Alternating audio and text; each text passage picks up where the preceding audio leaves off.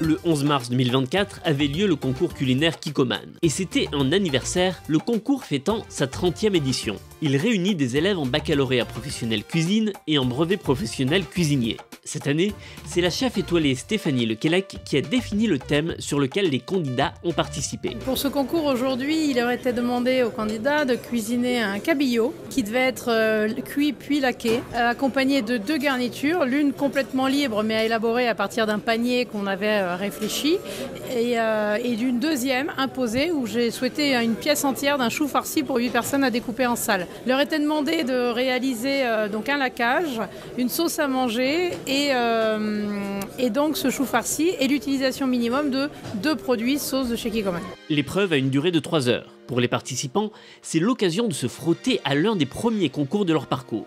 S'ils ont eu le temps de s'entraîner, ils découvrent souvent les lieux et le matériel, ce qui peut constituer un piège. Ils sont sous l'œil avisé d'une équipe de juges vérifiant le bon déroulement de l'épreuve. Leur expérience leur permet aussi de distiller quelques conseils sans pour autant influencer le candidat dans sa réalisation. Plus l'heure avance, plus la pression et les risques d'erreur se font sentir. Oh, attends, je suis un ouf. J'ai enlevé le plastique. Et pour certains, c'est plus chaud que pour d'autres. Mais il est déjà l'heure pour la première candidate d'envoyer son plat. Il est enfin temps de souffler. C'est plutôt bien passé. À un moment donné, j'ai paniqué parce que j'avais peur de manquer de temps. Et au final, avec ma commis Léa, on a réussi à bien entrer dans les temps et à tout faire comme il fallait.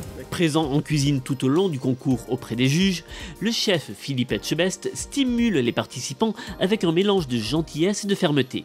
Mais dans ce type de concours, l'implication doit rester discrète. Pendant ce temps, les plats partent à intervalles réguliers pour être goûtés par le jury en salle. Notre rôle à nous, c'est bien sûr de pouvoir évaluer, de pouvoir juger les cuissons et tout ça. Et là, on est surpris parce qu'on a vraiment des cuissons qui sont au top. On sent qu'il y a un professionnalisme derrière chaque candidat et c'était très agréable pour nous. Des chefs de renom et des meilleurs ouvriers de France sont présents. Cela assure un jugement de qualité, car ce concours est pris très au sérieux. Le jury est parfaitement conscient des difficultés des épreuves. Le sujet aujourd'hui était très difficile. Laquer un poisson blanc comme le cabillaud, c'est très complexe pour un professionnel, même pour moi, parce que c'est vraiment une technique très particulière, très difficile. Le cabillaud est un poisson qui est sensible, qui rend beaucoup d'eau, qu'on a du mal à maîtriser la cuisson. Donc il faut le saumurer légèrement, il faut le sécher légèrement au four sans le cuire à 40 degrés. Et après, prendre des techniques de laquage pour maîtriser, avoir un poisson entièrement laqué sur le dessus et non pas autour, tout en gardant assaisonnement. Au fur et à mesure, les plats sont envoyés. Le dernier candidat passe bientôt.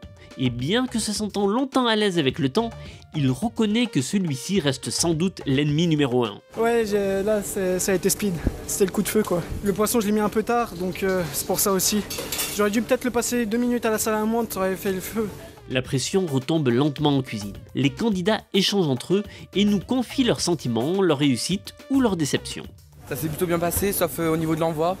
Sur 8 assiettes, il y en a 2 qui n'ont pas été comme je voulais, mais sinon ça a été. C'était compliqué et stressant, mais en termes de timing, on était bien. Sur le dressage, moi je suis quelqu'un de perfectionniste, donc jamais toujours fier à 100%, mais je suis quand même content de ce que j'ai sorti.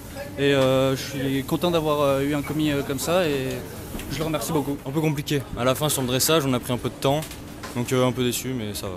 Parce qu'il y a pas mal de préparation. Et puis, comme on ne connaît pas forcément les lieux, il faut se repérer assez rapidement, quoi.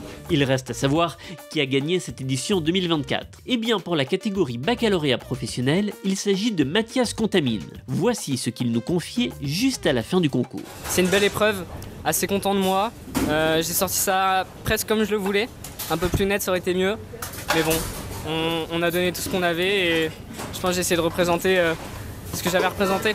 Un rendez-vous est pris l'année prochaine pour une nouvelle édition du concours Kikkoman.